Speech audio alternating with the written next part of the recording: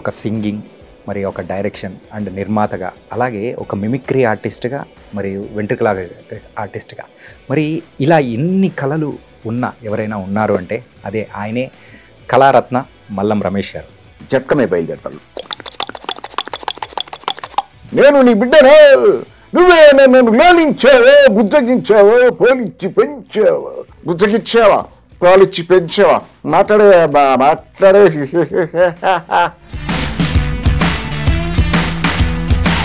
నీ పేరేంటి? జీడి గాయ్. జీడి గాయ అదేం పేరు అని అడుగుతున్నా. అంటే గడుగ్గాయ్. గడుగ్గాయ కానీ బడుగ్గాయ అని పెట్టుకున్నావు కాదు, నువ్వు పెట్టుకోయ్యా. ఎందరో మహానుభావులు, అందరికీ వందనాలు. అందరూ మహానుభావులు, కొందరికి వందనాలు. అమ్మా కొందరికి అంటే ఎవరికి? ఈ ఛానల్ చూస్తున్నా అమ్మాయికా. కళారంగం వైపు రావాలనే ఆలోచన ఎప్పుడు మొదలైంది? నాకు కళాకారుడిగా నాలో స్కిల్స్ ఉన్నాయి నేను గమనించుకున్న తర్వాత స్కూల్ ఏజ్ అండ్ కాలేజ్ ఏజ్లో ఖమ్మంలో చదువుకున్నాను నేను. అప్పుడే గమనించిన తర్వాత విశ్వవిఖ్యాత ధ్వన్యంకరణ సామ్రాట్ డాక్టర్ నేరళ వేణుమాధవ్ గారు మా Khammam government college SRN Vijayanagar కళాశాల ప్రోగ్రామ్ చేయడానికి వచ్చారు. వారి ప్రోగ్రామ్ చూసి ఇన్స్పైర్ అయ్యి నేను మిమిక్రీ ఆర్టిస్ట్గా మారిపోయాను. సార్, ఒకప్పుడైతే ఇలాంటి ప్రదర్శనలు అనేది కూడా మనం ఎక్కడ చాలా చూస్తూ ఉన్నాము అండ్ ఆదరణ కూడా బాగుండేది. కాకపోతే ఇప్పుడు ఎలా ఉంది సార్ ఆదరణ అనేది? ఎక్కువ టాలెంట్ ఉన్న వారికి ఎక్కువ అవకాశాలు, టాలెంట్ తక్కువ ఉన్నా ఎంత ఉన్నప్పటికీ కూడా వాళ్ళు ఫోకస్ కాకపోతే కష్టం. ఫోకస్ అంటే మెయిన్గా అందరికీ తెలియాలి కదా, కమ్యూనికేషన్ స్కిల్స్ ఆర్టిస్ట్కి ఉండాలి. ఈ వెలుగులోకి ఎంతమంది వస్తున్నారు, రాని వాళ్ళు అంతమంది ఉన్నారు.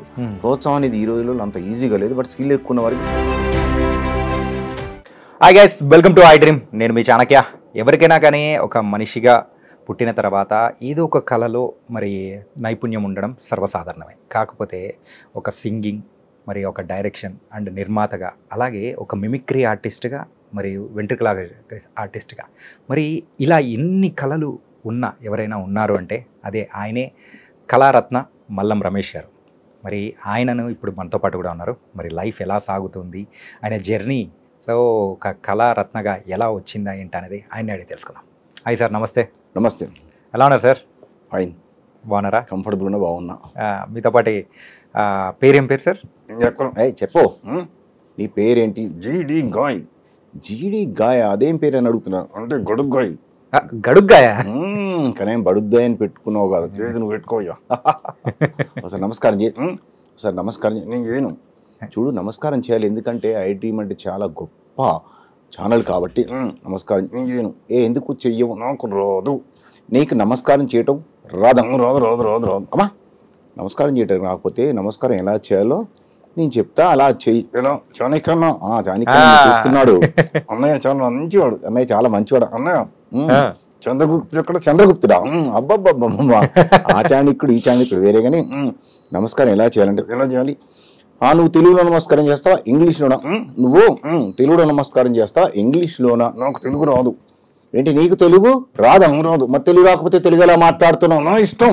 నీకు తెలుగు వచ్చి నాకు తెలుసు కానీ మన చాణక్యన్న కూడా తెలుసు. కానీ ఇలా చెప్పు. ఎలా? ఎందరో మహానుభావులు, అందరికీ వందనాలు. అందరూ మహానుభావులు, కొందరికే వందనాలు. అమ్మా కొందరికే అంటే కొందరికి అంటే ఎవరికి? ఈ ఛానల్ చూస్తున్నా అమ్మాయికా. వాళ్ళు ఇలా మాట్లాడితే ఊరుకో. ఏం చేస్తారు? కొడతారు. ఎవరిని ఉంది? నిన్ను కొడతారు, నన్ను కొడతారు. చాణక్య నన్ను కొట్టరు. మరి ఆయన కూడా కొడతారు ఇంటర్వ్యూ తీసుకున్నందుకు. నన్ను కొట్టాలి. చాణక్య నన్ను కొట్టాలి. అన్నని ఎందుకు కొట్టాలి? నన్ను కొడితే ఆయనకు సిగ్గు వస్తుంది. అమ్మా కొడితే ఆయనకు సిగ్గు వస్తున్నా. అలా అనకూడదు. అన్నకు చాలా మంచివాడు, క్రమశిక్షణ గలవాడు. అలా అనొద్దు. కానీ ఓ పని చేయి. ఏంటిది? ఇంగ్లీష్లో నమస్కారం చేయి. Good evening ladies and gents. ఏంటి ఇలా చెప్పు? Good evening ladies and gents. Good evening ladies. What about gents? I don't like gents, I like only ladies. ఒరే ఇలా మాట్లాడుతూ ఊరుకోను. ఏం చేస్తానా? ఒక్క తన్ను తంతే ఎగిరి సూర్యాపేటలో పడతావు. ఏంటో ఒక్క తన్ను తంతే ఎగిరి సూర్యాపేటలో పడతావు. కొంచెం గట్టిగా తన్నావు. అయ్యో కొంచెం గట్టిగా తన్నారు. ఎందుకు? విజయవాడ. వామ్మో. వద్దు కానీ సింపుల్గా చేయి. నమస్కారం. అందరికీ నమస్కారం. ఇలా చేసి చాలు, ఏం కూడా వద్దు. అందరికీ నమస్కారం. అందరికీ నమస్కారం. నీకు కాదు, నాకు కదా కాదు, చాణక్యన్నా కూడా కాదు. ఓకే నాకు మా ఇద్దరికి నమస్కారం చెప్పినా పర్లేదు. కానీ అన్నేదో మాట్లాడు. నమస్తే గడుగ్గాయ్. నమస్తే అన్నయ్య. చాణక్యన్నయ్య చంద్రగుప్తుడు ఎక్కడ? ఇంట్లో ఉన్నాడు. ఈసారి చంద్రగుప్తుంది తీసుకొస్తా కొంచెం ఆ క్యారెక్టర్ నువ్వు ఏ రాదు అదే వద్దు నా వల్ల కాదు నేను నవ్విస్తా. ఓకే నవ్విస్తావా? ఓకే. ఇప్పటి వరకు ఎన్ని ప్రదర్శనలు ఇచ్చావు? 6,000 6,000. అవునా? సింగపూర్ మలేషియా వెళ్ళా ఉంటగా? ఎస్. ఎలా ఉంది అక్కడ? షార్జా, దుబాయ్, అబుదాబి, ఇంకా అమెరికా, ఆస్ట్రేలియా, బహ్రెయిన్ ఇలా చాలా చాలా కంట్రీస్కి వెళ్ళి ఇతర దేశాలతో పాటు ఈ ఇండియాలో కూడా నువ్వు చెప్పు చాలా ప్రోగ్రామ్స్ ఇచ్చావు. ఓకే, చాలా ప్రోగ్రామ్స్ కదా. సరే, మరి మలేషియా సింగపూర్ వెళ్ళావు, పక్కనే ఉన్న థాయిలాండ్కి వెళ్ళలేదా? నీ దండం కడతా. వద్దు ఎందుకద్దు? చాణక్యన్నా వద్దు, ఎందుకు అడిగావు నాకు తెలుసు అన్నా. ఇలాంటి అడగొద్దన్నా. అడగొద్దా? సరే, నేను అడగను. అంటే నా మనసులో ఉంది కానీ వెళ్ళొద్దు. మనసులో ఉంది కానీ వెళ్ళొద్దా? అయ్యో, మనసులో ఉంది కానీ వెళ్ళొద్దా? నువ్వు కొడతావు, నేను కొడతానా? సంగతి తెలుసు. సరే, మరి గడుకాయ్, మరి నాతో పాటు థాయిలాండ్కి వస్తావా? గురుగారు ఏమంటావు? మధ్యలో నన్ను ఎందుకు పెడతారా? వెళ్ళాను. Okay okay okay okay okay అన్న, వెళ్దామా? వెళ్దాం, ఇద్దరం వెళ్దాం. సరే సరే, మొత్తానికి 6,000 టికెట్. టికెటా? ఎందుకు? బైక్ రైడ్, ఈ మధ్య బైక్ రైడ్ బాగా ఫేమస్ అయిపోయాగా. బైక్ రైడ్ నువ్వు నేనే మాస్టర్ వద్దు.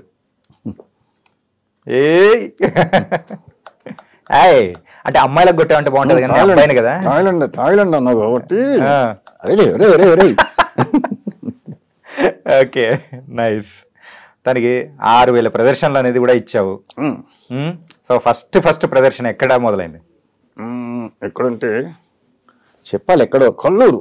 ఓహో, కల్లూరు, ఖమ్మం జిల్లా. నువ్వేగా ఉన్నావు అన్నయ్య, నిన్ను అడుగుతున్నావు కాబట్టి నువ్వు చెప్తున్నావు. నేను కూడా చెప్తాను. ఖమ్మం జిల్లా కల్లూరులో 1990లో వెంట్రిలాక్యూమ్ ప్రోగ్రామ్ స్టార్ట్ అయింది. అవునుగా నేను చెప్పి, మరి నువ్వు ఇద్దరం చెబుదాం. నాకు మాట్లాడే బొమ్మ దొరికిన టైంలో బివి సత్యనగేష్ గారిని ప్రముఖ సైకాలజిస్ట్ ఉన్నాడు, హిప్నాటిస్టు. ఆయన పట్టాభిరామ్ గారికి సోదరుడు కూడా. అవును, ఆయన బాంబే నుంచి బొమ్మ కొనుక్కొని తీసుకొచ్చి నాకు అప్పగించాడు. అదే టైంలో సీనియర్ వెంట్రిలాక్యూస్ట్ జీవన్ రాజు గారు కూడా దీంతో ఎలా మాట్లాడాలో, ఎలా ఆపరేట్ చేయాలో కూడా చెప్పారు. ఆ తర్వాత కల్లూరులో మొదటి ప్రోగ్రాం చేయటం. అవును, చాలా భారీ ఎత్తున సినిమా షోని రద్దు చేసి నా షో పెట్టారు ఆ రోజు లయన్స్ క్లబ్ అధ్యక్షుడు. ఇంతకు ఎన్ని ఇయర్స్ అయింది?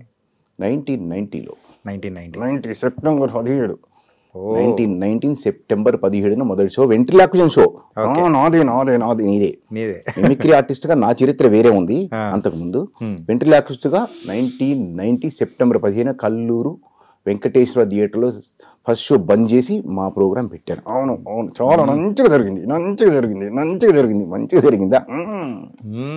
సూపర్. ఇప్పటి వరకు ఎంతమంది అమ్మాయిల కన్నులు కొట్టావు? అన్నా, నీకు అన్నం కడతానా? గురుగారు ఉన్నారు, అడగొద్దు. అదే సీక్రెట్ గా అడుగుతలే, అలా అలా పక్క తీసుకెళ్ళి. ఓకే ఓకే ఓకే సార్, మరి ఈ వెంట్రిలాక్విజం ఎవరి దగ్గర నేర్చుకున్నారు సార్? వెంట్రిలాక్విజం అదే చెప్పారు, సత్యనగేష్ గారు బొమ్మ తీసుకొచ్చి ఇచ్చారు. ఆల్రెడీ సీనియర్ ఆర్టిస్టులని గమనించి ఇది కథ కాదు సినిమాలో మా వరప్రసాద్ గారు, కమల్ హాసన్కు తరఫీదు ఇచ్చినట్టు వరప్రసాద్ గారి ప్రోగ్రామ్ చూడటం, ఇది కథ కాదు, తద్వారా బొమ్మ తెప్పించుకోవటం సత్యనగేష్ గారి ద్వారా. జీవన్ రాజు గారు మిమిక్రీ ఆర్టిస్ట్, వెంట్రిలాక్విస్ట్, ఆయన ఎలా మాట్లాడాలో కొన్ని చెప్పారు. ఈ ట్రైనింగ్ తో పని లేకుండా 5 నిమిషాలు చెప్పక నాకు అర్థం అయిపోయింది. వెంటనే ప్రోగ్రామ్ ఇచ్చాను. సక్సెస్ మొదటి ప్రోగ్రామ్ సక్సెస్ చేసామండి. ఓకే, తనకైతే అలా పట్టేశారు. గడుక్కాని కూడా తీసుకొని వచ్చేసారు, మీ లైఫ్ లోకి వచ్చేసింది. సరే, నీ వివరాలు కొన్ని చెప్పాలి. ఏంటది? అన్నయ్యకే చెప్పండి. నీ దేవురు? నాది ఖమ్మం, ఇంతకుముందు ఖమ్మం. మరి నీ దేవురు? నాది ఇంతకుముందు హైదరాబాద్, ఇక్కడ హైదరాబాద్. అంటే ఇంతకుముందు నాది ఖమ్మం అన్నాను కాబట్టి అవును ఇక్కడ హైదరాబాద్ ఉంటున్నాం. అవును, ఇంతకుముందు ఖమ్మం నాది, ఇప్పుడు హైదరాబాద్. నాది ఇంతకుముందు హైదరాబాద్, ఇక్కడ హైదరాబాద్. ఇంతకుముందు హైదరాబాద్, ఇప్పుడు హైదరాబాద్. హైదరాబాద్ లో నీ ఇల్లు ఎక్కడ? నీ ఇల్లు ఎక్కడ? మా ఇల్లు నల్లకుంటలు. ఏంటి? మా ఇల్లు నల్లకుంటలు. అందుకే నల్లగున్నావు. మరి మీ ఇల్లు ఎక్కడ? ఎర్రగడ్డలు. ఎర్రగడ్డలు. అందుకే నేను ఎర్రగొన్నా. అమ్మా, అంటే ఎర్రగుంటే ఎర్రగడ్డలు ఉంటారా? నల్లగా ఉంటే నల్లకుంటల్లో ఉంటారా? మరి సన్నగా ఉంటే ఎక్కడ ఉంటారా? సన్నత నగర్లు ఉంటారు. మరి కొంతమంది హైటెక్ ఉంటారు కదా, హైటెక్ ఉన్న వాళ్ళు ఎక్కడ ఉంటారు? హైటెక్ సిటీలు ఉంటారు. అబ్బో, సరే నేను నల్లగా ఉన్నా. మరి కొంతమంది తెల్లగా ఉంటారు కదా అన్నయ్యలాగా, సరే ఇంకా తెల్లగా ఉంటారు. తెల్లగా ఉన్న వాళ్ళు ఎక్కడ ఉంటారు? తెల్లాపూర్లో. అబ్బాబ్బా, నీకు దండం పెడతారా? కరెక్ట్ చెప్పాలి. మీ ఇల్లు ఎక్కడ? చిరంజీవి గారు అంటే ఎదురుగా. ఇప్పుడు కరెక్ట్ చెప్తాను. ఓకే, చిరంజీవి గారి ఇల్లు ఎక్కడ? మా ఇంటి ఎదురుగా. అదే మరి మీ ఇల్లు ఎక్కడ? చిరంజీవి గారు అంటే ఎదురుగా. మరి చిరంజీవి గారు ఎక్కడ? మా ఇంటి ఎదురుగా. నాకు అర్థమైంది, మీ ఇల్లేమో చిరంజీవి గారి ఇంటి ఎదురుగా, చిరంజీవి గారిలేమో మీ ఇంటి ఎదురుగా. మరి మీ ఇద్దరి ఇల్లు ఎక్కడ? ఎదురెదుగా. ఎదురెదుగా ఇలా చెప్తాంటే అర్థం కాదు. ఓకే పర్లే. కానీ మరి నీ వివరాలు ఇంకా కొన్ని చెప్పాలి. ఏంటది? నీకు అన్నయ్యలు ఎంత మంది? 7 7 అన్నయ్యలు. మరి తమ్ముళ్ళు 7. 7 అన్నయ్యలు 7 తమ్ముళ్ళు. అంటే మీ ఇంట్లో 2 కబడ్డీ జట్టుకు సరిపోని జనం ఉన్నారన్నమాట. అవునయ్యా. మరి మీ నాన్నగారు ఏం పని చేస్తుంటారు? ఇంకో జట్టు కోసం ట్రై చేస్తున్నారు. అంటే కుటుంబ నియంత్రణ పాటించడం లేదు. రేయ్ చెప్పురా, నువ్వు కూడా పాటించాలి, అందరూ పాటించాలి, దేశాన్ని బాగుపరచాలి, కుటుంబ నియంత్రణ పాటించి జనాభా తగ్గించుకోవాలి. అర్థమైంది. సరే అన్నతో మాట్లాడు. అన్నయ్య కావాలంటే మీ ఫ్యామిలీ అంతా రష్యాకి పంపిద్దాం. అక్కడ ఏం లేవంట, రిస్ట్రిక్షన్స్ ఏం లేవంట. టికెట్ ఎవరు తీసుకుంటారు? టికెటా నేను తీస్తాగా. ఓ థ్యాంక్ యూ అన్నయ్య. థాయిలాండ్ అన్నావు. థాయిలాండ్ నుంచి అటు వెళ్ళిపోదాం. సరే గడుక్కాయ్, మరి అయితే సార్తో నేను మాట్లాడాల్సినవి చాలా ఉన్నాయి. కాసేపు అట్లా పక్కన కూర్చో, మళ్ళీ మనం మాట్లాడదాం. సీక్రెట్స్? మనం థాయిలాండ్ వెళ్ళే సీక్రెట్ కాకుండా వేరే మాట్లాడు. అవురా, కొద్దిసేపు పక్కన ఉంటే మేము మాట్లాడుకుంటాం. అర్థమైందా? అర్థమైంది. అర్థమయ్యే ముందు ఏంటది ఒక లెక్కకు సమానం చెప్పు. ఏంటది? 5 నుంచి 2 తీసివేస్తే ఎంత? తీయడం ఎందుకు, ఏటం ఎందుకు? ఒరే నీకు దండం పెడతారా? చెప్పు. 5 నుంచి 2 తీసివేస్తే ఎంత? నువ్వు చెప్పు. నీ చెప్పాలా? 5 నుంచి 2 తీసివేస్తే 3. రాంగ్. ఎలా? 5 ఎలా అవుతుంది? తీసి మళ్ళీ వేస్తాం, అందుకే 5. తీసి మళ్ళీ వేస్తాం కాబట్టి 5. మా నాయనే ఇది వద్దుగానే కూడికి చెప్పు. ఏంటిది? 2 కలిపితే ఎంత? 2 కలిపితే ఎంత? నువ్వు చెప్పు. నేను చెప్పాలా? 2 కలిపితే 4. రాంగ్. ఎంత? 22. 22. వామ్మో, ఇలా చెప్తే కుదరదు. కానీ నీది అన్నం పెడతా పెట్టు, తర్వాత పెడతా. కానీ పక్కన ఉండు కాసేపు. నిన్ను మేము మాట్లాడుకుంటాం. అయ్యో బాధపడుతున్నా గడుక్కాయ్. సార్ రమేష్ గారు, మొత్తానికైతే గడుక్కాయని పక్కన పెట్టేసి ఇప్పుడు మనం టాపిక్లోకి వెళ్ళిపోతాం. సార్ మీ యొక్క స్కిల్స్ కానీ 1 కాదు 2 కాదు, నేను స్టార్టింగ్ ఇంట్రడక్షన్లో చెప్పినట్టు ఇలా బోలెడన్ని ఉన్నాయి. అసలు ఈ కళారంగం వైపు రావాలనే ఆలోచన ఎప్పుడు మొదలైంది? అంటే చిన్నప్పుడే కళారంగం, నాకు కళాకారుడిగా నాలో స్కిల్స్ ఉన్నాయి నేను గమనించుకున్న తర్వాత స్కూల్ ఏజ్ అండ్ కాలేజ్ ఏజ్లో ఖమ్మంలో చదువుకున్నాను నేను. అప్పుడే గమనించిన తర్వాత విశ్వవిఖ్యాత ధ్వన్యనుకరణ సామ్రాట్ డాక్టర్ నేరెళ్ల వేణుమాధవ్ గారు మా Khammam government college SRN Vijayanagar కళాశాల ప్రోగ్రామ్ చేయడానికి వచ్చారు. వారి ప్రోగ్రామ్ చూసి ఇన్స్పైర్ అయ్యి నేను మిమిక్రీ ఆర్టిస్ట్గా మారిపోయాను. ఓకే. మారిపోయిన తర్వాత వారిని కలవగానే బాగా నాకు కొన్ని అంశాలు చెప్పి వినిపించాను. నేను ప్రోగ్రామ్స్ వినిపించిన తర్వాత ఆయనకు నేను వినిపించిన మొదటి అంశం చెప్తా. అంటే ఆయన ఏమి వినిపించారు, నాకు ఏం చెప్పారు, తర్వాత చాలా సలహాలు ఇచ్చారు. అన్ని చెప్పడం వీలు పడదు. ఒకేసారి 3 శబ్దాలు చేయటం. ఒకటేసారి 3 శబ్దాలు ఒకేసారి గొంతు. ఎస్. ఓకే. ఉదాహరణ ట్రైను, మోటార్ సైకిల్, జట్కా. అంటే ట్రైన్ ఏమో పట్టాల మీద వెళ్తుంది, రోడ్డు మీద జట్కా వెళ్తుంది, at the same time motor cycle. ఈ 3 ఒకేసారి వెళ్ళినప్పుడు 3 శబ్దాలు ఒకేసారి అనుకరించవచ్చు. ఆయన అప్పుడు ఆయన ముందే ఏం చెప్పారంటే, నాయన ఇలా చెప్పే ముందు స్టోరీ అల్లుకో, ఇది అని చెప్తే అట్లా కాదు. రైల్లో ఒకళ్ళు వెళ్తున్నారు, గుర్రం మీద ఒకళ్ళు వెళ్తున్నారు, మోటార్ సైకిల్ మీద ఒకళ్ళు వెళ్తున్నారు అని వాళ్ళ పాత్రలను క్రియేట్ చేసుకొని చెప్తే అప్పుడు ఆ పాత్రల మీద దృష్టి పడుతుంది, 3 సౌండ్స్ కూడా వింటారని సలహా ఇచ్చారు నాకు. ఓకే. వరంగల్లో వాళ్ళ ఇంటికి వెళ్ళినప్పుడు ఆయన చెప్పిన ప్రకారం ట్రైన్లో హీరోయిన్ వెళ్తుంది. Train sound. ట్రైన్ అనగా సాధారణంగా బొగ్గింజనే ఎక్కువగా కనిపిస్తాడు.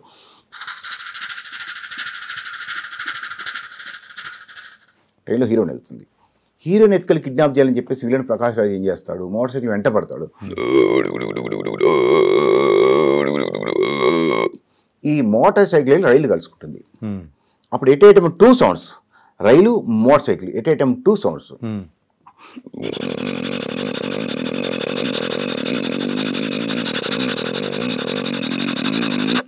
At item 2 sounds. ఇంతలో హీరో మహేష్ బాబు హీరోయిన్ రక్షించాలి ప్రకాష్ రాజ్ భార్య నుంచి అని జట్కమే బయలుదేరతాడు. ఈ జట్కా వెళ్ళి ఆ రైలు మోటార్ సైకిల్ కలుసుకుంటుంది. కెమెరా యాంగిల్ చూసుకుంటే ట్రైన్లో హీరోయిన్, బయట ప్రకాష్ రాజ్ ఒక పక్క motor cycle follow అవుతుంటాడు, జట్కమే Mahesh Babu. ఈ 3 సౌండ్లు ఒకేసారి. ట్రైన్, మోటార్ సైకిల్, గుర్రపు టాంగా.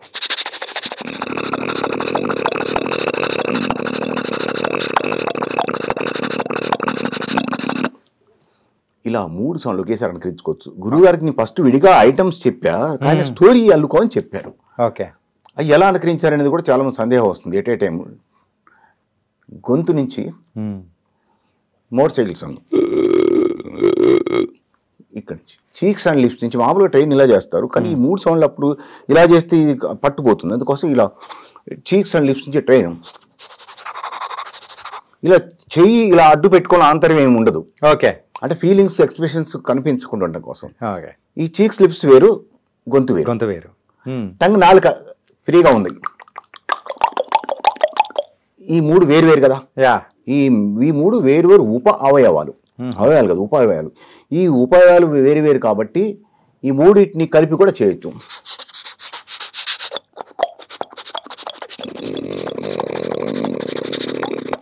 ఇలా 3 వేరుగా ప్రాక్టీస్ చేసి తర్వాత కలిపేస్తే వస్తుంది. మా గురువు గారికి వందనాలు, వేణుమాధవ్ గారికి, మహనీయుడికి. ఆ తర్వాత ఆయన చాలా తరఫీదు ఇచ్చారు, చాలా చెప్పారు, చాలా ముందుకు తీసుకెళ్లారు గురువు. అదేవిధంగా యానిమల్స్ సరదాగా జంతువులు కూడా వాటి భాష వాటికి ఉంటుంది, కానీ వాటి భాషని మనం అనుకూలంగా తీసుకొని మిమిక్రీలో మార్చుకుంటే రకరకాలుగా హావభావాలు వాటికి ఉంటాయి కదా. కుక్కలు ఇంగ్లీష్ మాట్లాడతాయి. ఒకసారి హైదరాబాద్ సికింద్రాబాద్ కుక్క వెళ్ళింది. సికింద్రాబాద్ కుక్కలకు బాగా ఇంగ్లీష్ వచ్చు. ఓకే, అక్కడ కుక్క ఏం చేస్తుంది, నువ్వు ఇక్కడికి ఎందుకు వచ్చావు, ఇక్కడి నుంచి వెళ్ళిపో గో అంటుంది. హైదరాబాద్ కుక్క సికింద్రాబాద్ వెళ్ళగానే సికింద్రాబాద్ కుక్క ఏం చేస్తుంది, గో గో వెళ్ళిపో ఇక్కడ ఎందుకు వచ్చావు. వాటికి ఏరియాలు ఉంటాయి, సహించలేదు. ఇక్కడ ఉన్న కుక్క కోపం వచ్చింది, కొంచెం మెచ్యూరిటీ అనమాట. నేను అక్కడికి ఎందుకు రాకూడదు, ఇక్కడి నుంచి ఎందుకు వెళ్ళిపోవాలి, వై అని అడుగుద్ది. సికింద్రాబాద్ కుక్క హైదరాబాద్ కుక్కని గో గో అంది. హైదరాబాద్ కుక్క అడుగుతుంది ఎందుకు వెళ్ళాలి, వై.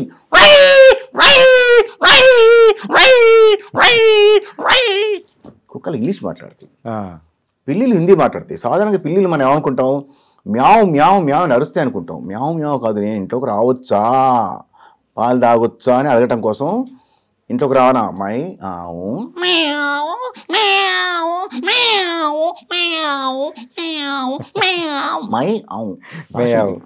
కోడి కూడా హిందీ మాట్లాడుతుంది. కొత్తగా కోడి గుడ్డు పెట్టాలి, అనుభవం లేదు. అనుభవం ఉన్న కోడి, పెద్ద కోడి దగ్గరికి వెళ్ళి ఏమి అత్త గుడ్డు ఎక్కడా పెట్టాలి, కహా కహా కహా అని హిందీలో అడుగుతుంది.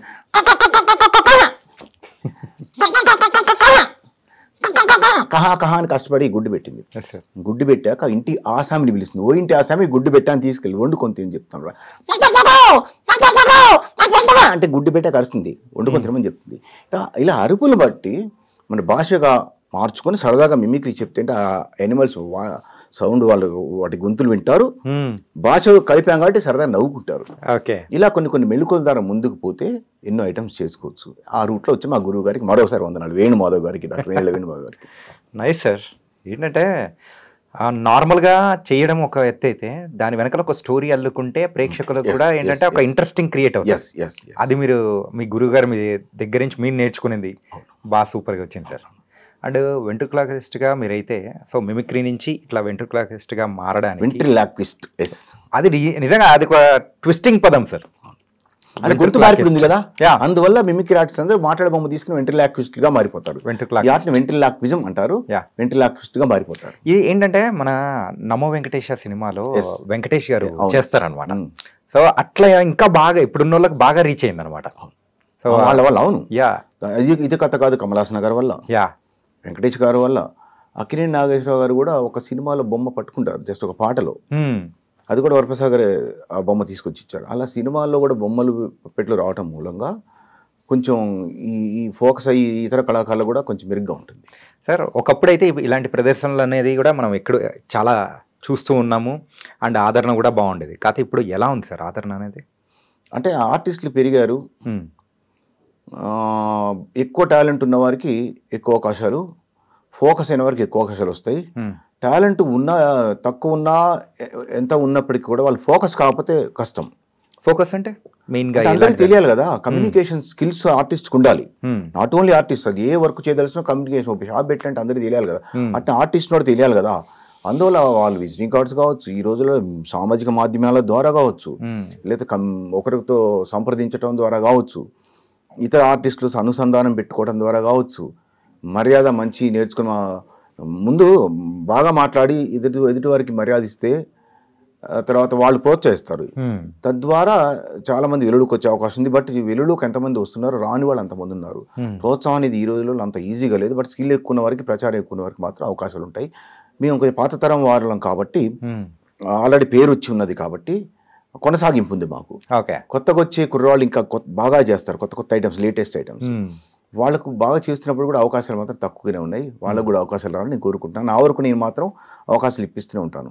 ఓకే. అయితే ఎక్కడ కొత్త ఆర్టిస్ట్ కనపడ్డా నేను వారిని వెలుడు తీయడానికి మాత్రం దాదాపు నేను యూత్కు యంగ్ ఉన్నప్పటి నుంచి అలా ఒక నాకు అలవాటు. ఏంటంటే మీరు గురువుగారి దగ్గర మీరు ఎలా నేర్చుకున్నారో, ఎంత ఫ్రీగా నేర్చుకున్నారో, అలాగే మీరు కూడా ఒక శిక్షణ ఇచ్చి సుమారు 200 మంది శిష్యులను కూడా తయారు చేసుకున్నారు. 200+ ఉంటారేమో. ప్లస్ ఉంటారు. మిమిక్రీ ఒక్కటే కాదు, మిమిక్రీతో పాటు మ్యాజిక్ ఉంది, వెంట్రిలాక్వేజ్ ఉంది, సాంగ్స్ ఉన్నాయి, జానపదాలు ఉన్నాయి, డాన్సెస్ ఉన్నాయి, కామెడీ షోస్ ఉన్నాయి, కామెడీ స్కిట్స్ ఉన్నాయి. జంధ్యాల గారు హయాములో జంధ్యాల గారి ప్రోత్సాహం ఆ చివరిలో నాకు దక్కింది, మా ట్రూపుకు దక్కింది. వారికి కూడా వందనాలు. జంధ్యాల గారికి కూడా మేము జోక్స్ ఇచ్చా, జంధ్యాల గారికి కూడా ఆర్టిస్టులు ఇచ్చాను నేను. ఓకే. ఫస్ట్ కామెడీ స్కిట్స్లో జంధ్యాల గారు ఉండేవారు, తర్వాత గుండె హనుమంతరావు కూడా ఇచ్చారు. ఆయనతో ఒక అనుసంధానం కొనసాగింది. అంటే ఏంటంటే ఈ శిష్యుల్ని తయారు చేస్తూ కొత్తగా వెలుగుకు రాని వారందరూ వెలుగు తీసుకురావటం, ఇన్ని రకాల, అందుకే జంధ్యాల గారి పేరు ప్రస్తావించాను. చాలా రకాల కళలు, ప్యారడీ కావచ్చు, షాడో ప్లే, ఎక్కడ ఆర్ట్ కొత్తది ఉన్నది మా ట్రూప్లో ఉంటుంది. అది అట్లీస్ట్ మల్ల రమేష్ ట్రూప్ అనేవాళ్ళు. అది కాకుండా నేను ట్రైనింగ్ ఇచ్చి వాళ్ళని తయారు చేయడం జరిగింది. అంతేకాదు రాజశేఖర రెడ్డి గారు పాదయాత్ర చేసినప్పుడు వారి కళా బృందాలు కానీ కళాకారులు లేరు ఆ రోజుల్లో. ఓకే. ఆ టైంలో ఎట్లా ఒక ట్రూప్ కావాలి, కళాకారులు, కళా బృందాలు. ఇప్పుడు అంటే తెలంగాణ ఉద్యమం వచ్చింది, ఎలక్షన్స్లో రాజకీయ పార్టీకి సంబంధించినటువంటి కళా బృందాలు ఇప్పుడు పెడుతున్నారు. అప్పుడు లేకుండే.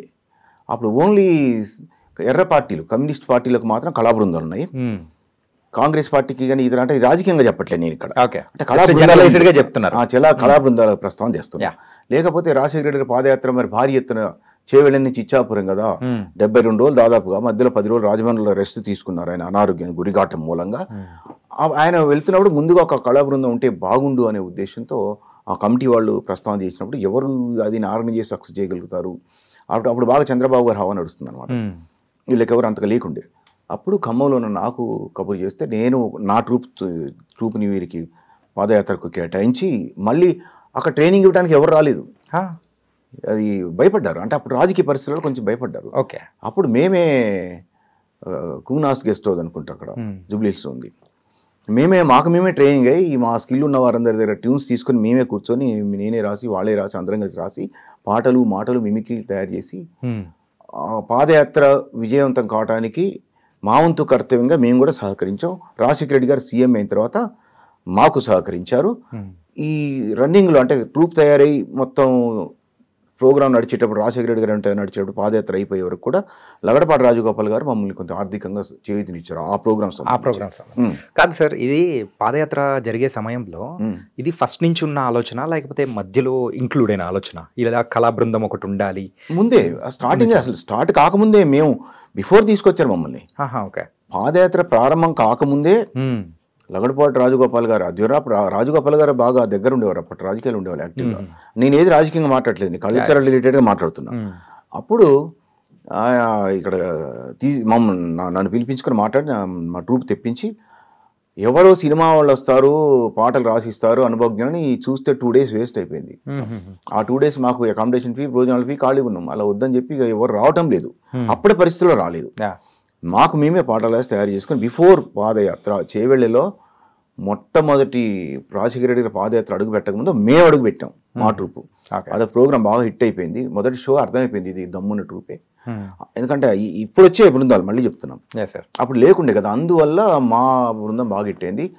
సగం ఖమ్మం దాకా వెళ్ళిన తర్వాత ఏం జరిగిందంటే, ఈ లోపున ప్రోగ్రామ్స్ అన్ని పాటలన్నీ సినిమా పాటల్లాగా, అంటే సినిమా పాటలని కాదు, కొంచెం ఈ జానపదాలు లేకుండా ఉన్నాయి, అవి కూడా పెడితే బాగుందంటే వెంటనే ఖమ్మం నుంచి జానపద కళాకారుని యాడ్ చేసేసుకున్నాం, మార్పు చేసేసాం. ఆ రోజుల్లో మొత్తానికి ఆ ట్రూప్ ఎంతమందితో మొదలైంది, మరి చివరికి ఆ యాత్ర కంప్లీట్ అయిపోయేటప్పటికి ఎంతమంది ఉన్నారు? మొత్తం 40 మంది పనిచేశారు. 40 మంది, బట్ 40 మంది ఒకేసారి కాదు. రన్నింగ్లో 20 మంది ఉండేవాళ్ళు, రన్నింగ్ స్టేజ్ మీద మాత్రం 15-16 మంది ఉండేవాళ్ళు. ఓకే. ఆ 20 మంది ఏంటంటే మిగిలిన వాళ్ళు రెస్ట్ తీసుకొని వీళ్ళలో ఎవరు అలసిపోయినా లేకపోతే అవసరమైనా కూడా వాళ్ళని పిలిపించి వీళ్ళని పంపించి చేసేవాళ్ళు, అంటే రొటేషన్ వైస్. ఎస్, ఎంత ఆర్గనైజ్డ్గా ఉందంటే అది. మాకు ఒక వెహికల్, మా డ్రెస్సులకు, మా మెటీరియల్కి ఒక వెహికల్ ఇచ్చి, ఈ డ్రెస్సులు ఏమవుతాయి, మేము నెక్స్ట్ ఊరు ప్రోగ్రామ్కి రాజశేఖర రెడ్డి ఆ ఊరు వెళ్ళేటప్పుడు, మేము నెక్స్ట్ ఊరు ప్రోగ్రామ్కి వెళ్ళేటప్పుడు ఈ డ్రెస్సులన్నీ పాడయి ఉంటాయి, చెమట పట్టి ఉంటాయి కాబట్టి 2 రోజుల తర్వాత ఏ ఊరైతే మేము వెళ్తామో అక్కడికి వెళ్ళిపోతాయి వెహికల్లో. అక్కడ ఉతికించేసి అక్కడ రెడీగా పెట్టి మళ్ళీ ఇక్కడి నుంచి వెళ్ళిపోయాక ఆ డ్రెస్సులు తీసుకొని మళ్ళీ ఈ వెహికల్ మళ్ళీ వెళ్ళిపోతుంది. 20 భోజనాలు ఏర్పాటు అంతా మాకు రిస్క్ లేకుండా చేశారు. కాబట్టి 40 మంది పనిచేశారు. ఈ 40 మంది కొనసాగింపుగా కాకుండా వసంత్ అని మంచి మ్యూజిషియను, కోమలి సిస్టర్స్ అని ఆ టీవీ నైన్లో పిల్లలు ఉండేవారు, వాళ్ళ ఫాదర్ వసంత్. తర్వాత ఈ మొగిలి వెంకటేశ్వర్లు ఖమ్మం, ఇంకా ఉన్నారు పేర్లు, అన్ని పేర్లు చెప్తే చాలా లిస్ట్ ఉంటుంది. తర్వాత కొంతమంది లేడీ ఆర్టిస్ట్ని కూడా పెట్టాము. డిసిప్లిన్డ్గా జాగ్రత్తగా తీసుకెళ్ళాం. ఆ పాదయాత్రలు ఆ రోజులలో రాజశేఖర రెడ్డి గారుతో పాటుగా అంబటి రాంబాబు గారు, తర్వాత కరుణాకర్ రెడ్డి గారు, సుధీర్ రెడ్డి గారు, ఎల్బీ నగర్ ఎమ్మెల్యే గారు ఆయన, తర్వాత బోల్డ్ ఎంతమంది కూడా పాల్గొనే ఉంటారు. అంటే ఏ టు జెడ్ మాత్రం కొద్దిమంది ఉన్నారు. కాబట్టి మాకు ఆ విషయంలో మాత్రం హ్యాపీగా ఉంది, గర్వంగా ఉంది. సార్, మన ప్రపంచవ్యాప్తంగా కూడా మన తెలుగు వాళ్ళు చాలామంది కూడా ఉన్నారు. దేశాల్లో కూడా విదేశాల్లో కూడా సెటిల్ అయిపోయిన వాళ్ళు. అక్కడికి వెళ్ళి మరి ప్రదర్శనలు ఇవ్వడం అంటే అంత సామాన్యమైన విషయం కూడా కాదు. సో మీ ఫస్ట్ ఇంటర్నేషనల్ టూర్ ఎప్పుడు స్టార్ట్ అయింది, అవకాశం ఎలా వచ్చింది? ఫస్ట్ ఇంటర్నేషనల్ టూర్ సంవత్సరం బహుశా 2002 గుర్తొచ్చింది. 2002 దుబాయ్. దుబాయ్లో రసం అని ఒక తెలుగు సాంగ్ ఇప్పుడు కూడా ఉంది, బట్ అప్పటి కమిటీ వేరు, ఇప్పటి కమిటీ వేరు. ఓకే. అప్పుడు ఆయన జనరల్ సెక్రటరీ శ్రీనివాస్ గారు, ఆయన నల్లకుంట శివం రోడ్లో ఉండేవారు. అంటే నాకు అట్లది నేను అప్పుడు ఖమ్మం కదా, నాకు తెలియదు. బివి సత్యనాగేష్ గారి పట్టుదల ఏంటంటే ఆయన నాకు వెంట్రిలాక్స్గా బొమ్మ తెచ్చి ఇచ్చిన తర్వాత ఎప్పుడైనా కళాకారుల మధ్య ఒక అనుబంధం ఉండాలి. నేను కూడా ఆయన ప్రోగ్రామ్స్ బాగా ఏర్పాటు చేసేవాడిని. ఆయన చాలా సంతోషం అనిపించింది. ఇతను డిసిప్లిన్తో పాటు రిలేటెడ్ పర్సన్, సర్వీస్ ఓరియంటెడ్ అని గమనించి, సార్ మిమ్మల్ని మొట్టమొదటిసారి విదేశాలకు నేనే పంపించాను పట్టుబట్టి ఆయన ఏం చేశాడు, 2002లో దుబాయ్కి పంపించాడు. నవంబర్లో రసమయ్య సంస్థ అక్కడ పెద్ద ఎత్తున ఉత్సవం జరిగింది. అక్కడ నేను అది మొదటి. ఆ తర్వాత వరుస పెట్టి బహ్రెయిన్ తెలుగు సంఘం ఉంది, అక్కడికి వెళ్ళడం జరిగింది. ఆ తర్వాత చిరంజీవి గారి అభిమాన సంఘం ఉంది మనకు, మస్కట్లో ఉంది, ఒమాన్, చందక రామదాస్ గారు వారు. తర్వాత ఆస్ట్రేలియా తెలుగు సంఘం, అమెరికాలో కొన్ని సంఘాలు, ఇక వరుసగా ఒక్కసారి మొదలైందంటే ఇంకా అది నాన్ స్టాప్ వెళ్ళడం జరిగింది. కరోనా తర్వాత ఏమైందంటే చాలా బ్రేక్ అయింది కదా అన్ని చోట్ల. ఆ తర్వాత నీ సినిమా నిర్మాణమే పడ్డా. యాక్చువల్గా మీరు సినిమా రంగం మీద కూడా, అంటే సినిమా రంగంలోకి కూడా వచ్చారు యాజ్ ఏ నిర్మాతగా, ఒక దర్శకుడిగా, and story writer also. Story writer అన్నీ తీసుకున్నారు. వందే భారత్ అనే సినిమా తీశారు. ఎందుకు సార్ అది ప్రజలకు అంత రీచ్ కాకపోవడానికి గల రీజన్ ఏంటనుకోవచ్చు? అంటే దేశభక్తి కంటెంట్ రీచ్ కాదు అనేది ఒక టాక్ ఉంది. నేనేమంటున్నా అంటే అందరూ కూడా కుటుంబ సమేతంగా చూసేది కానీ మంచి ట్రెడిషనల్గా మంచి సినిమాలు లేవు అంటున్నారు. కాబట్టి నేను దేశానికి అనుకూలంగా, మతశక్తులకు వ్యతిరేకంగా, కుల మతాలకు సంబంధం లేదు ఇక్కడ. మన మతశక్తులు అంటే ఛాందసం కాకుండా టెర్రరిజం ఉంటుంది కదా, తీవ్రవాద శక్తులకు వ్యతిరేకంగా ఒక స్టోరీ వెళ్ళి ఓల్డ్ సిటీలో ఉన్నటువంటి కొంతమంది ముస్లిమ్స్ డిస్కస్ చేసి కథ వినిపిస్తే వాళ్ళకు నచ్చింది. అది ఎందుకు నచ్చిందంటే, సార్ మీరు టెర్రరిస్టులను చూపిస్తున్నారు కానీ మంచి ముస్లిమ్స్ కూడా చూపిస్తున్నారు, కానీ వాళ్ళు సంతోషించారు. అయితే ఇప్పుడున్న పరిస్థితుల్లో దేశ వ్యతిరేక భావాలు ఎక్కువై ఉంటున్నాయి కాబట్టి, వాళ్ళ భావజాలం పేరుతో కూడా దేశాన్ని వ్యతిరేకిస్తున్నారు కాబట్టి ఆ సబ్జెక్ట్ ఇది బాగుంటుందనే ఉద్దేశంతో నేను తీసుకోవడం జరిగింది. రీచ్ కాకపోవటానికి కారణం ఏంటంటే, సినిమా తీయటం వేరు, దాన్ని ప్రచారం చేసుకోవటం వేరు. పబ్లిసిటీ అనేది వెరీ ఇంపార్టెంట్. అక్కడ నేను చాలా వీక్ అయ్యా. తర్వాత థియేటర్ దొరకటం కష్టం చిన్నవాళ్లకు. అయితే నా వరకు నేను కొన్ని థియేటర్ దొరికించుకొని రిలీజ్ చేసుకోగలిగా. ప్రాబ్లం ఏంటంటే, ఇది ప్రతి ఒక్క అందరి ప్రాబ్లం అండి. మీరు ఆడియన్స్ వినండి, ఏంటంటే చాలా మందికి సినిమాలు ఎందుకు పోతాయి కొత్త గమనించండి. థియేటర్లు 10 రోజుల ముందు 15 రోజుల ముందు ఇస్తే ప్రచారం చేసుకుంటారు నిర్మాతలు. వీళ్ళు ఏం చేస్తారంటే థియేటర్లు 2 రోజుల ముందు ఇస్తారు. ఎందుకు, అప్పటిదాకా ఎవరు తీసుకుంటారో చూసి ఎవరు తీసుకోకపోతే ఖాళీగా ఉన్న థియేటర్ మనకి ఇస్తారు. అలా ఇచ్చేసరికి 2 డేస్లో వీళ్ళు ప్రచారం చేసుకోలేరు, మెటీరియల్ పోవడానికి టైం పడుతుంది కదా, అట్లా కొంత అవుతుంది. తర్వాత ప్రచారానికి ₹1 కోటి కానీ అట్లీస్ట్ 75 లక్షలు కావాలి. చిన్న సినిమాలు కూడా 50 లక్షలు సరిపోవు. ఈ క్రమంగా ఈ వీక్ పాయింట్ల వల్ల నాది కూడా రీచ్ కాలేకపోయింది. చూసిన వాళ్ళకి బాగా నచ్చింది. కొంచెం ఎండింగ్లో కళ్ళు నీళ్ళు పెట్టారు ఆ సినిమా చూసి. ఆ తర్వాత ఈ అందరూ కూడా ఎక్స్పెక్ట్ చేశారు. సుమన్ గారు కూడా బాగా సహకరించారు. సుమన్ గారు ఒక మంచి రోల్ వేశారు. సుమన్ గారు సుద్దాల శివతేజ్ గారు పాట రాశారు. అన్నీ బాగున్నాయి, కాకపోతే ప్రచారం చేసుకోవడం మేము కొన్నాం. అది మెయిన్. కరోనా తర్వాత సినిమాల యొక్క స్వరూపం అనేది కూడా మారిపోయింది. ఏంటంటే, ఒక సినిమా తీసామా, ఎంత బడ్జెట్, ₹1 కోటి పెట్టి బడ్జెట్ పెట్టుకుంటే దాని తర్వాత ₹1 కోటి పెట్టి పబ్లిసిటీ చేసుకుంటేనే ప్రేక్షకులకు రీచ్ అయ్యేటట్టు ఉందన్నమాట. దానికంటే సపరేట్ బడ్జెట్ అనేది కూడా సెట్ చేసుకోవాలి. కానీ ఈసారి ఏదైనా సినిమా తీసేటట్టయితే మాత్రం ఖచ్చితంగా దానికి ప్రచారానికి ఖచ్చితంగా ఒక అమౌంట్ అనేది సెట్ చేసుకున్నారంటే మంచి మంచి సినిమాలు కూడా మీ దగ్గర నుంచి కూడా వస్తాయని ఎక్స్పెక్ట్ చేస్తున్నారు. స్టోరీస్ అవుతున్నాయి, అది ఆ ప్రయత్నం ఉంటా. Okay sir, nice sir. ఇన్ని టాలెంట్లు ఉన్నాయి. మరి ఆ బొమ్మ చూస్తే కొంచెం సైజ్ పెద్దగా ఉంది, మన గడుక్కాయ పెద్దగా ఉన్నాయి. కాకపోతే అదే ఒక ప్రదర్శనలకు వెళ్ళేటప్పుడు చిన్న బొమ్మలు అంటే చిన్న ప్రదర్శనలు అట్లున్నాయనుకోండి, అంటే సైజ్ ఏమైనా తగ్గిస్తారా లేకపోతే దాన్ని క్యారీ చేసుకుంటే ఆ బొమ్మను తీసుకెళ్ళటం లగేజీ పరంగా కానీ లేకపోతే జర్నీ పరంగా ఒక్కొక్కసారి రెగ్యులర్ కాదు, చిన్న ప్రోగ్రామ్స్ సరదాగా ఫ్రెండ్లీగా చేసే ఉంటాయి. లేదంటే బడ్జెట్ ఎక్కువ లేదు సార్ ఏదో చేయండి సార్ ఏదో అంటే అట్లా మనం అర్థం చేసుకోవాలి. బడ్జెట్ ఎక్కువ డబ్బులు ఎక్కువ ఇస్తే చేస్తాం అంటే మనం మునిగిపోతాం. చిన్న పెద్ద ఏది వదలకుండా ప్రోగ్రామ్ చేయాలి. అందువల్ల దానికి చిన్న బొమ్మలు ఉంటాయి, పప్పెట్లు కూడా ఉంటాయి. అవునా? నేను కూడా కావాలంటే ఇప్పుడు పప్పెట్ కూడా తీసి చూపిస్తాను. ఓకే సార్, ఏంటంటే ఎండింగ్ లో ఇట్లాంటిది ఉంటే బాగుంటుందని కూడా అనిపిస్తూ ఉంది అనమాట. ఓకే, గడుకాయ అయితే కొంచెం పక్కన పెట్టేద్దాం. మరి అయితే లాస్ట్ లో మరి ఆ పప్పెట్ ఏదో మనం చేద్దాం సార్. కాకపోతే దానికంటే ముందు మీరు వెంట్రుకలాక్సిస్ట్ అని చెప్పేసి చెప్పారు, అలాగే మిమిక్రీ అని చెప్పేసి అన్నారు. కానీ మిమిక్రీదే ఇప్పటివరకు నాకు ఏది పరిచయం చేయలేదు మీరు మాకు. మిమిక్రీ అంటే ఇందాక జంతువులు చెప్పాను కదా, జంతువులు చేశారు, అంటే యాక్టర్స్ కానీ ఏదైనా చేసి 3 sounds చెప్పా కదా. ఇక్కడ మిమిక్రీ అనగానే అందరూ ఏమనుకుంటారంటే వాయిస్ మాత్రమే మిమిక్రీ అనుకుంటారు. మిమిక్రీలో రకాలు ఉంటాయి. నవ్వించడం కానీ ఈ స్టాండ్ ఆఫ్ కామెడీ మిమిక్రీ నుంచి పుట్టిందే. అంతే సార్, బాగా ఫేమస్ అవుతుంది. ఆ సౌండ్స్ అనుకరించడం, మ్యూజిక్ అనుకరించడం. నా ఫస్ట్ మిమిక్రీ మ్యూజిక్ నుంచి వచ్చింది. కుర్బానీ సినిమాలో లైలా ఓహో లైలా అనే పాట ఉంది కదా, అక్కడి నుంచి వచ్చింది. ఆ తర్వాత మిగతా అంశాలు నేను తీసుకోవడం జరిగింది. వాయిస్ విషయానికి వస్తే నీ మొట్టమొదటి గొంతుని అనుకరించిన గొంతు ఉషశ్రీ గారు. ఓకే, అంటే కొత్త జనరేషన్ తెలియదు, పాత వాళ్ళకి తెలుసు. ఇప్పుడు ఛానల్స్లో పాత వాళ్ళు కూడా చూస్తారు కాబట్టి ఆయన గొంతు శ్రీ గురుభ్యో నమః. నాయన శ్రీరాముడు ఉన్నాడు చూసావా, అలనాడు రామాయణ కాలంలో శ్రీరామచంద్రుల వారు, ఇది ఆయన గొంతు. ఒక ఆయన క్వశ్చన్ వేశాడు గురుగారు, తుంటరి ఇప్పుడు ఒక్కసారి ఇంత మహానుభావులు కూడా ఇబ్బంది పెట్టాలని క్వశ్చన్ వేస్తారు. గురుగారు నన్ను ఇతర పేలు పడ్డాయండి, పేలు తగ్గాలంటే ఏం చేయాలో చెప్పండి గురుగారు నాకు క్వశ్చన్ వేశాడు. అసలు ఈ పేలకు ఆయన ధార్మిక ఉపనిషత్తు సంబంధం లేదు. వేసరికి గురుగారు నన్ను ఇతర పేలు పడ్డాయండి, పేలు తగ్గాలంటే ఏం చేయాలి చెప్పండి గురుగారు అని రాసరికి ఆయన కోపం వచ్చింది. కానీ ఆయన మరి మహానుభావుడు కదా ఉషశ్రీ గారు, ఆయన తెలివిగా సామాన్ చెప్పాడు. నాయన అంటే దీన్ని కూడా ఇలాగే మాట్లాడాడు. నేను ఎత్తునున్న పేలున్నాయి చూసావా, అవి ఈనాటి కావు నాయన, అలనాడు రామాయణ కాలం నుంచి పేలుండేవి. సీతమ్మ వారిని పలకరించడానికి హనుమంతుల వారు వెళ్ళినప్పుడు పక్కన కూర్చొని పేలు చూసుకునేది నాయన. కానీ నీ పేలు తగ్గాలంటే నేనెత్తిన కొంచెం బెల్లం నీళ్ళు రాసుకుని కింద పడుకోవాలి. అప్పుడు నేనెత్తికి చీమలు ఎక్కుతాయి. ఆ చీమలకు ఈ పేలకు మధ్య పెద్ద యుద్ధం జరుగుతుంది. ఆ యుద్ధంలో పేలు గెలిస్తే చీమలు చస్తాయి, చీమలు గెలిస్తే పేలు చస్తాయి. ఒకవేళ ఆ రెండు కలిసి మెలిసి సుఖంగా జీవిస్తే నువ్వు చేస్తావు. ఇలా శశి గారు సరదాగా సెటైరికల్గా చెప్పుకోవచ్చు. గొంతులో అంటే సినిమా నటులు కాని గొంతు ఇది. సినిమా నటుల గొంతులో ఫస్ట్ నేను ఇంప్లిమెంట్ చేసింది ఎన్టీ రామారావు గారు. ఓకే, మహానుభావుడు, పెద్ద సీనియర్ ఎన్టీఆర్. ఆయన సినిమాలో ఒకలాగా చెప్తాడు, రాజకీయాలకు వచ్చే ఒకలాగా చెప్తాడు. చివరిలో ఒక 3 రకాల గొంతులు. సినిమాలో అయితే ఏదో ఒక సినిమానికి వచ్చి దానివేరు సూర్యకని అనుకుందాం అంతవరకు. కుంతి వచ్చింది, సినిమా సినిమాలో మ్యూజిక్ వస్తుంటాయి.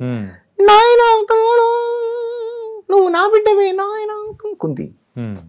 రామారావు గారు కర్ణుడిగా, అమ్మ నేను నీ బిడ్డనా, నువ్వే నన్ను లాలించావా, బుద్ధగించావా, పోలిచ్చి పెంచావా, ఒక్క మాట సూటిగా అడుగుతాను, సమాధానం చెప్పమ్మా బాబుని నా దగ్గరకు వచ్చావే.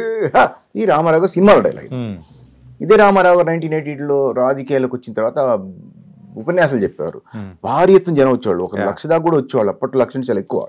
అప్పుడు ఉపన్యాసం, నేల తల్లి ఈనిందా, ఆకాశం గర్జించిందా, లేదే ఎందుకు ఈ అర్థనాదాలు, ఎందుకు ఈ ఆకలి బతుకులు, తొలిగింటి ఆడపడుచులకు, చిన్నారి చిట్టి పాపలకు మీ అందరికీ విన్నాంచుకునేది ఏమనగా, నా తెలుగుదేశం అధికారంలోకి వస్తే కిలో బియ్యం 2 రూపాయలకే ఇప్పిస్తారని మనం చేస్తున్నాను.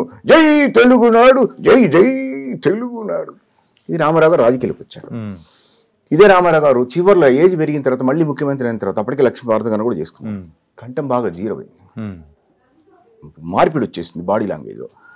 ఫస్ట్లో మాదిరిగా అమ్మ ఈ టైప్ లేదు, తర్వాత మాదిరిగా నేల తల్లి ఇలా లేదు, తెలుగింటి ఆడపడుచులకు ఇలా ఉంది. చివరిలో చిన్నారి చిట్టి పాపలకు మీ అందరికీ విండించుకునేదేమనగా, మీరంతా ఎంతో కష్టపడి నన్ను గెలిపించారు, నా అల్లుళ్ళు నా కొంపు ముంచారు, నన్ను దించారు. సరదాకి సెటైర్ అండి, వేరేది అనుకోద్దండి. రామారావు గారు అమ్మ అని చెప్పారు డైలాగు. ఇదే రామారావు గారు చెప్పిన అమ్మ డైలాగ్ నాగేశ్వరరావు గారు అయితే ప్రేమనగర్ సినిమాలో శాంతకుమార్ని ప్రశ్నిస్తాడు, నేను నీ బిడ్డనని తల్లిని. అబ్బా నేను నీ బిడ్డరా, నువ్వేవా నన్ను లాలిచ్చావా, బుజ్జగిచ్చావా, పాలిచ్చి పెంచావా, మాట్లాడే ఇది నాగేశ్వరరావు. కృష్ణ గారు అనుకోండి, కృష్ణ గారు రకరకాలు చెప్పారు, ఇక్కడ మాత్రం కొంచెం కామెడీ తీసుకోవాల్సి వస్తుంది. అమ్మ నేను నీ బిడ్డనా, నువ్వేవా నన్ను లాలించావా, బుజ్జగించావా, పాలిచ్చి పెంచావా, మాట్లాడే కృష్ణ గారు. శోభన్ గారు ఏంటంటే సీరియస్గా బాధగా చెప్తారు 3 సార్లు. అంటే సీరియస్ డైలాగ్ అయితే అలా చెప్తారు, ఇది కొంచెం బాధతో కూడినటువంటి డైలాగ్ కాబట్టి కోపం కొంచెం అమ్మో అమ్మో అమ్మో నేను బిడ్డను, నువ్వేమో నన్ను లోలించో, బుజ్జగించో, పాలిచ్చి పెంచో అంటే శోభన్ గారు. ఇదే కామెడీ అప్పటి కామెడీ ఆర్టిస్ట్ రాజబాబు తీసుకుంటే అమ్మ అని చెప్పిన ఎలా చెప్పిన నవ్వు వస్తుంది మనకి జనరల్గా, బాధపడ్డా కూడా.